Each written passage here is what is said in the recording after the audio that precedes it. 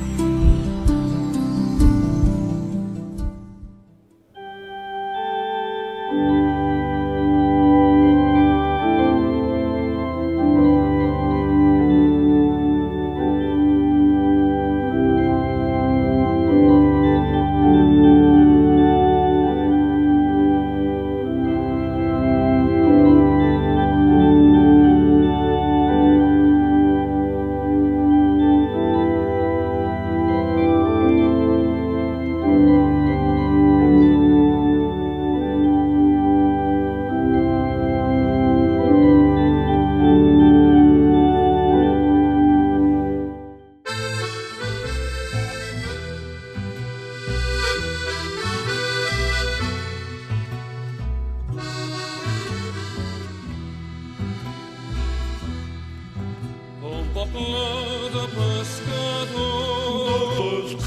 entre el mar i la muntanya, una mare al seu fill, l'inculcar que fora frare, a dalt d'un vell monestir, un jove amb hàbit de frare, tot contemplant el blau mar, tot contemplant el blau mar. Així sa mare li parla: mare, vull ser pescador, no m'oblidis, dolça mare, ja sé amb quanta buidor et deixà la mort del pare. Mare, vull ser pescador, vull ser pescador i no frare, que sóc fill de pescador i malgrat el teu dolor jo tinc les venes salades.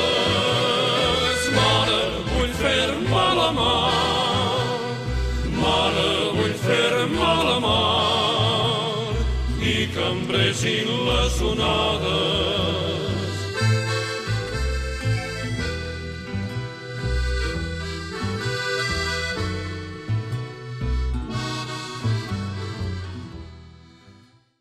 Vine'm a buscar, vine a robar-me l'aire, vine aquí, balla amb mi, balla com una lluna a l'aigua.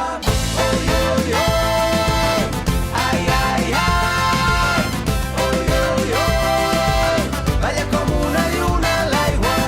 Oi, oi, oi, ai, ai, ai, oi, oi, oi, balla com una lluna a l'aigua. No vull veure't, vull mirar-te, no vull imaginar-te, vull sentir-te, vull compartir tot això que sents, no vull tenir-te tu, vull amb tu t'allò. Vine'm a buscar, vine a robar-me l'aire, vine aquí, balla amb mi, balla com una lluna a l'aigua.